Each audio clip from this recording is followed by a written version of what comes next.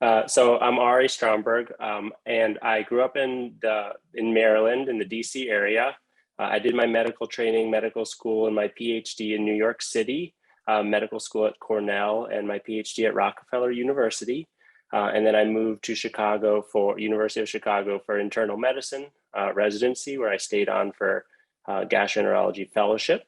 And my research interest is focused primarily on primary sclerosing cholangitis. Next slide, please.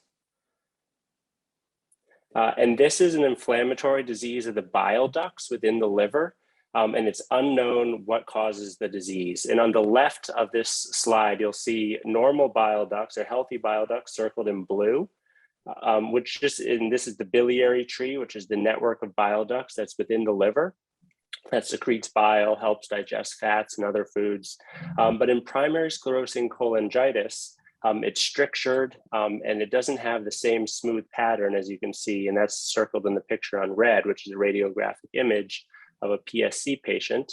And the notable, in addition to being a disease primarily of the liver, PSC often co-occurs with inflammatory bowel disease, so ulcerative colitis or Crohn's disease, and it occurs in a significant fraction of patients. Up to 10% of IBD patients will also have PSC. And the curious thing about the PSC IBD overlap is that it seems to be a distinct clinical disease from other forms of ulcerative colitis and Crohn's disease. And this overlap of PSC and IBD has an even higher rate of complications, primarily cancer in both the liver and the intestines, than other forms of IBD. And even though it's this distinct disease with significant inflammation and risk of cancer, there's no specific therapies. We use often the same therapies that we use for other forms of IBD. And there's a significant unmet need for our patients, and we really hope to develop better therapies, which is the focus of my research approach. So the main research question that I'm approaching is whether we can identify personalized biomarkers of disease development, progression, and then ultimately whether we can translate these into therapeutic targets. Next slide, please.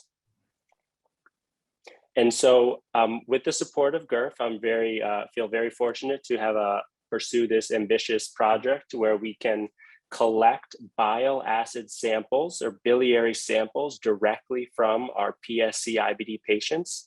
We're able to collect these with a collaborative teamwork approach with our interventional GI colleagues who perform an endoscopic procedure, a very specialized endoscopic procedure where we can collect samples from the biliary tree. It's called an ERCP.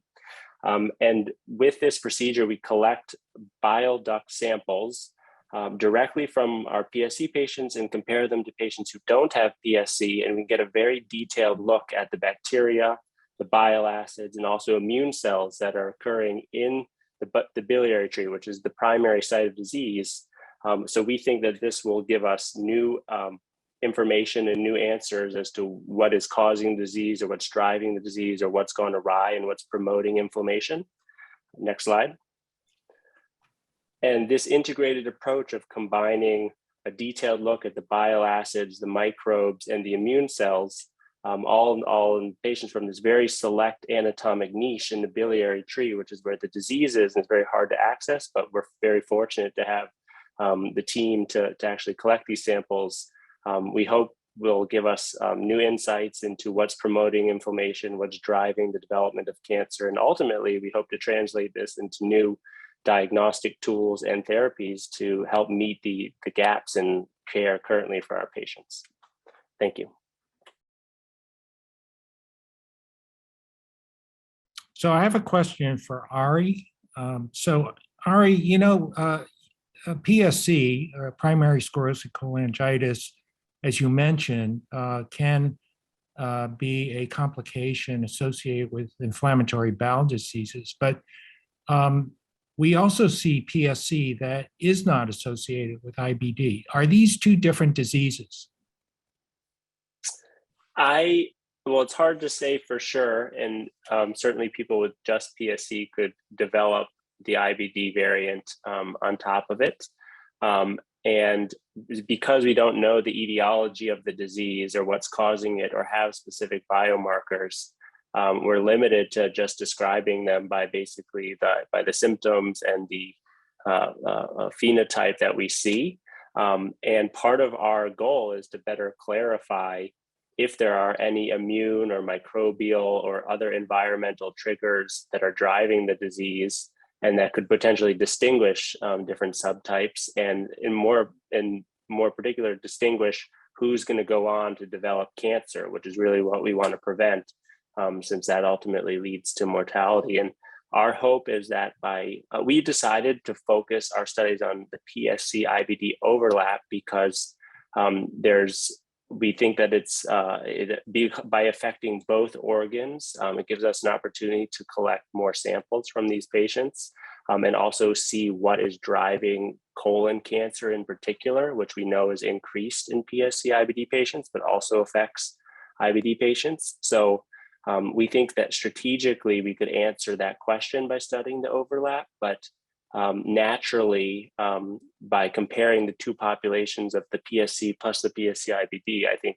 would be a goal of our study, really, to address if we can find differences in all those patients. So kind of to summarize for your question, I don't know if they're different diseases, but certainly the patients that present with the PSC IBD have more organs involved, and we're trying to get a better handle on whether how that evolved or why it progressed differently from the patients who just have liver involvement.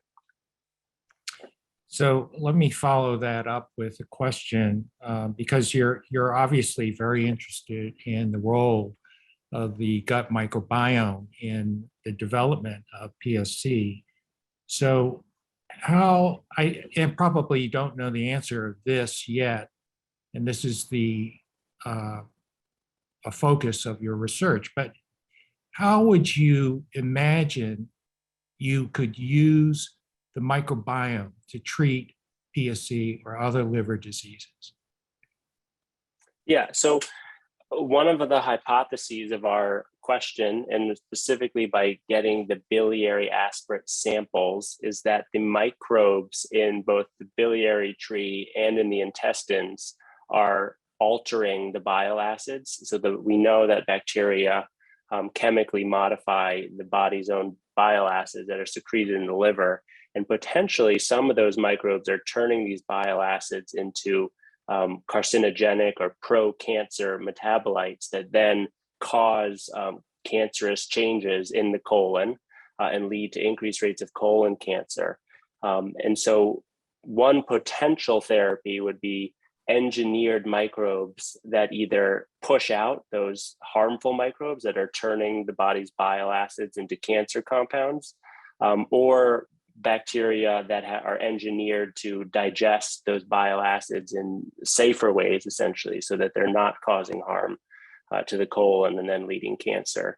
And that is a hypothesis at this point, but our approach, if there are bacteria there that are causing it, our approach hopefully can uncover that and give us some insight.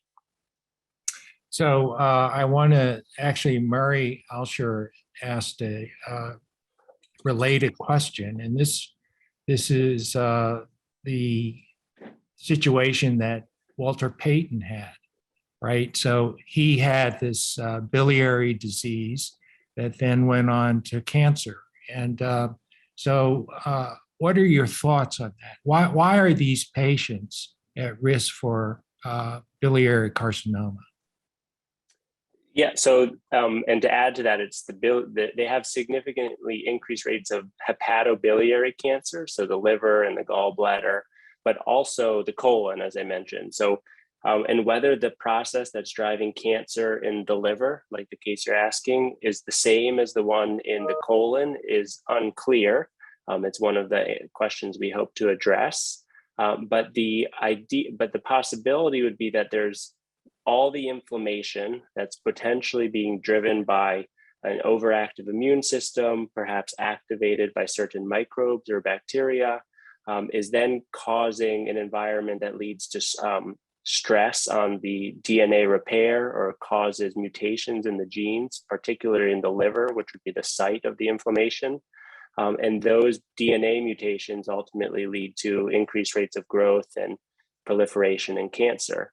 So our goal or our hope is to see if there's specific gene mutations that are linked to cancer, liver cancer or colon cancer in these patients, and then perhaps work backwards to see if there's inflammatory insults or microbes that are kind of promoting this. And obviously we'd like an opportunity to intervene if we can find such a scenario.